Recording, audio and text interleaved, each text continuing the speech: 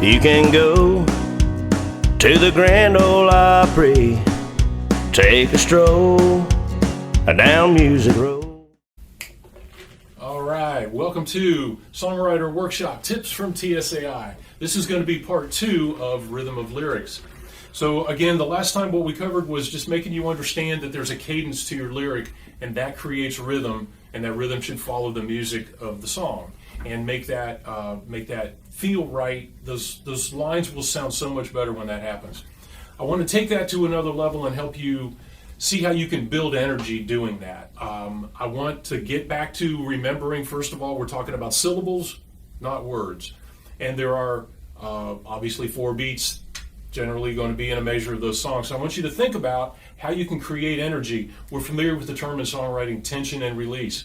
So you can build that tension with energy, and then you can release it theoretically with your title, and that's what it's there for, because that's what people are waiting for. So when you do that, I want you to think about the beat that you start your lyrics on. Now, I write with musicians all the time, and invariably everyone wants to start singing on the first beat. And musicians have to think that because they're playing on the first beat. But as lyricists, think about the lines and how you say them, and the syllables and where you put them. Obviously, if you want to start singing the first line on the first beat, that's fine. But give yourself somewhere to go, and give yourself some place to create some energy out of. Actually, some of us right here working on a song right now. And what I really liked about when we were working through the lyrics of that is the very first line starts on the first beat. That's awesome. The second line has what we call a pickup note or something. It's 4-1, right? So you're going to say those words like and or if or when, or things that are going to be the fourth beat to move up to the first beat. And that lets you build a little bit. And then our third line was actually 3-4-1. I mean, we had another pickup word in front of that. So we're building that and building that and building that. And then what happens is we build through the song, it stays on those places, but on the title starts on the first beat, right? So we've started with something, we've planted that seed, and then we built on that, and we increased energy, and we increased energy, and we increased energy.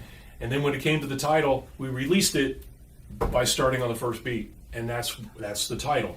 So you would be surprised at what that actually does when you think about it and you do it correctly. Don't just kind of willy-nilly throw words out and say, well, I like that word, and that's a good line, and it starts wherever it starts, and the singer can fix that. Don't do that. Write it correctly and build that energy properly, and you will be surprised at how much that builds up and how it releases. It's also a great way to focus on how to write, say, a bridge, or how to write the second verse. A lot of folks, come to say they have trouble writing the second verse. Well, if you structure your first verse correctly, and you start on whatever beat you want to start on, there's no rule, just you're the writer, do it, but then do it again the same way.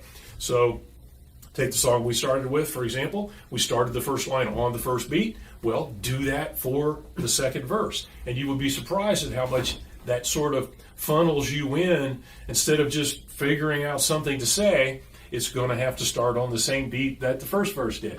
And do that with the second line, do that with the third line, and move yourself through that song.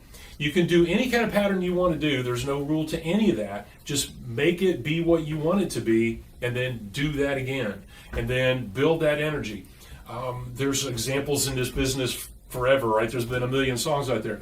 But a very simple, clear, clean example I'd like to give you would be, go back and listen to the song If by Bread. Now, that'll be a pleasurable experience to begin with. One of the greatest bands, one of the greatest songs ever. But look at what David Gates did with those lines. What's original about that, and the reason I think it's a great example, is because it's not a standard format song, but he still made those things work. The title of the song is If, and the lines that say if are the beginning lines of those sections, and they start as a pickup version. So if a picture paints, right? So, and I'm not going to sing this for you. I know you're disappointed. But if a picture paints, right? So you've got this buildup, and then the other lines don't have that buildup.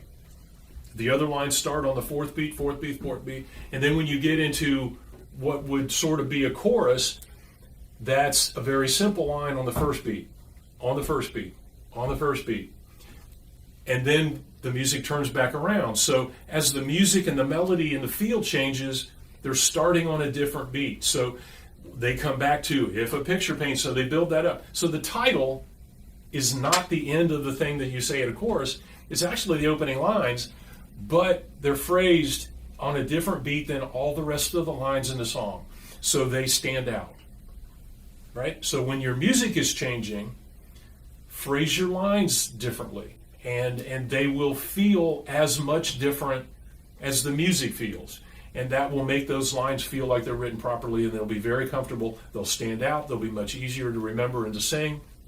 You want your listeners to sing along with that song. You want them to be able to follow it. So if you give them that pattern, they'll be able to follow it. So I want you to think about that. And the rhythm is so important with the music. It's just as important with the lyric. So phrase those in a cadence that does what you want to build. If you want to build energy, build energy. If you want to release that energy, then go back to that payoff. And the melody's going to be doing that, and the band is going to be doing that, and the production's going to be doing that, but your lyrics ought to be doing that too. And make your lyric be the rhythm, because every good song should be able to be played on a piano just, or a guitar just. So don't rely on the band doing your work for you or the singer rephrasing it for you. Write it right to begin with. Okay? Thank you. You will hear some faded cowboys used to ride the old radio, and you will see some shooting starlets wonder why they shine so bright. I tell you, son, it ain't no secret. Songwriters helping writers down at TSAI.